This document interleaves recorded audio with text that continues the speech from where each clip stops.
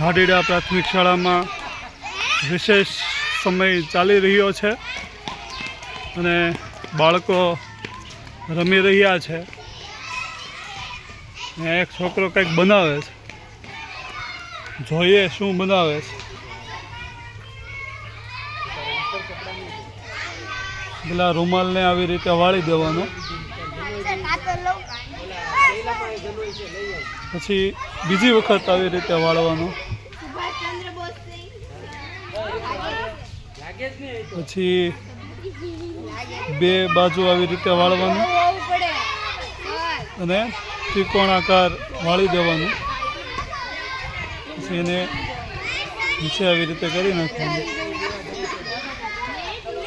એવી રીતે તમે વાળશો એને ઊંધું કરી દેવાનું. એટલે તમારી સામે ટોપી બની જશે. પહેરી લો, પહેરીને બતાવો. તો આવી રીતે તમે ટોપી બનાવી શકો છો.